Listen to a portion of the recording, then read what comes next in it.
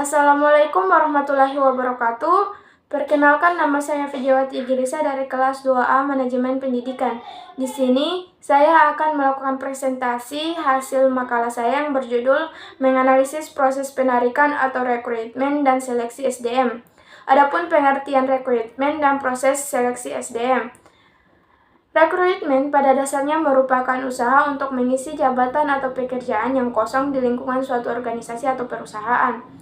Untuk itu terdapat dua sumber tenaga kerja, yakni sumber dari luar atau eksternal organisasi atau dari dalam internal organisasi.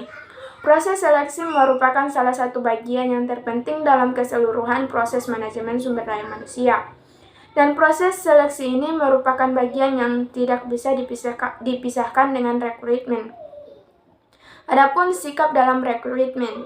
Menurut Nawawi 2008 mengemukakan terdapat 4 sikap yang berbeda di lingkungan organisasi atau perusahaan dalam melakukan rekrutmen, antara lain sebagai berikut.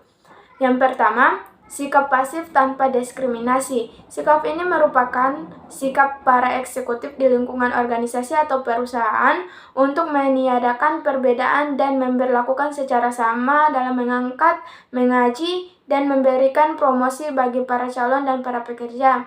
Yang kedua, rekrutmen berdasarkan perbedaan. Rekrutmen ini dilakukan secara aktif untuk mengelompokkan para pelamar dengan hanya menerima kelompok tertentu. Yang ketiga, rekrutmen berdasarkan prioritas. Rekrutmen ini dilakukan dengan mendahulukan atau memprioritaskan kelompok tertentu. Yang keempat, rekrutmen dengan penjatahan, yaitu rekrutmen ini dilakukan dengan menetapkan jatah atau kelompok tertentu.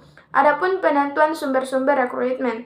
Terdapat dua sumber perekrutan calon karyawan antara lain sebagai berikut. Yang pertama, sumber internal. Sumber internal menurut Hasibuan 2008 adalah karyawan akan mengisi lowongan kerja yang diambil dari dalam perusahaan tersebut. Hal ini dapat dilakukan dengan cara melakukan mutasi atau memindahkan karyawan yang memenuhi spesifikasi jabatan atau pekerjaan tersebut.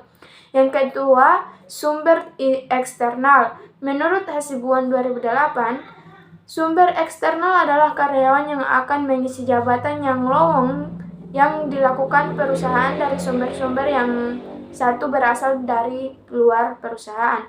Adapun faktor-faktor yang mempengaruhi proses seleksi.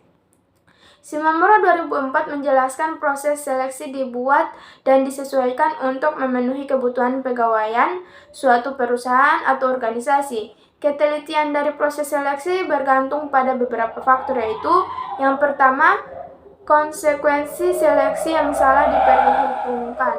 Yang mampu mempengaruhi proses seleksi adalah kebijakan perusahaan dan sikap dari manajemen. Yang kedua, waktu yang tersedia untuk mengambil keputusan seleksi yang cukup lama.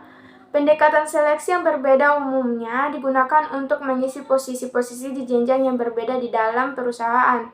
Sektor ekonomi di mana individu akan dipilih, baik swasta, pemerintah, atau nirlaba, juga dapat mempengaruhi proses tersebut.